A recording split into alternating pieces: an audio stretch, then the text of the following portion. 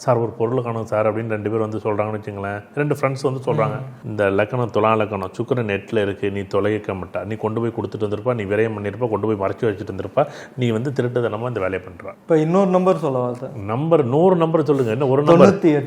98. என்ன கேள்விங்கிறது மட்டும் சொல்லிட்டீங்கன்னா இன்னும் ஈஸியாக இருக்கும். ஒரே ஒரு கேள்வி. இல்லை, அவங்க என்ன நினைப்பாங்க இந்த டைமில்? ஓகே, வீடு வண்டி வாங்கணும், சொத்து சுகம் சம்மந்தப்பட்டது. அப்பாடா நான் ஒரு இடத்துல போய் செட்டில் ஆகலாமா, இல்லை செட்டில் பண்ண முடியுமா, இல்லை அம்மாவை பற்றி கேள்வி இருக்கும், இல்லை பிள்ளையை பற்றி கேள்வி இருக்கும், வேறு எதுவுமே கேள்வியாக இருக்காது. ஒன்று பிரிஞ்ச உறவுகள் வருமா, இல்லை ஊரை விட்டு வெளில போகலாமா, இந்த இடத்த விட்டு வெளில போகலாமா, வீடு வண்டி வாகனம் எப்படி இருக்கும், சொத்து சுகம் எப்படி இருக்கும், இந்த காலகட்டத்தில் என்னுடைய வருமானத்தில் ஏதாச்சும் இப்போ ஒரு வருமானத்தை கூடுதலாக ஒரு வருமானம் பண்ணிக்கலாமா அப்படிங்கிறது தான் கேள்வியாக இருக்கும்.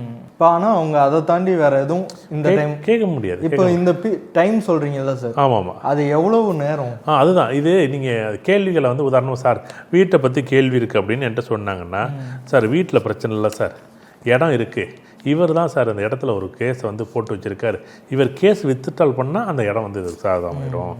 அது எப்போ முடியும் அப்படின்னா இதில் ஒரு டைம் இருக்குது. இப்போ எப்படி பார்க்குறோன்னா 2026 அக்டோபர் மாதம் 9ஆம் தேதி 9/10/2026 பிறகு இவர் வீடு சம்மந்தப்பட்ட விஷயம் நடக்கும். நீங்கள் கேள்வியும் கேட்கல, பேரும் சொல்லலை, நீங்கள் இது ஏதாச்சும் எனக்கு ஒரு குழு வேணும். இப்போ உதாரணத்துக்கு இப்போ வருமானத்தை பற்றி கேள்வி கேட்டிங்கன்னா, வருமானம் நல்லா தான் இருக்குது. வருமானத்தில் ஒன்றும் போதுமான அளவுக்கு இருக்குது, அதில் ஒன்றும் மாற்றுக்கிறது இல்லை. ஏன் வருமானத்தை பற்றி வேணா, வருமானம் இல்லைன்னா கேட்டால் ரைட், வருமானம் இருக்குது, அது போதுமான அளவுக்கு இருக்குது, வருமானமெல்லாம் நல்லா தான் இருக்குது. அவருக்கு அது அதிகமாக ஆகுமா? இல்லை, வருமானம் நிறைய இருக்குது, நல்லா இருக்குது வருமானத்தை பொறுத்தளவுக்கு.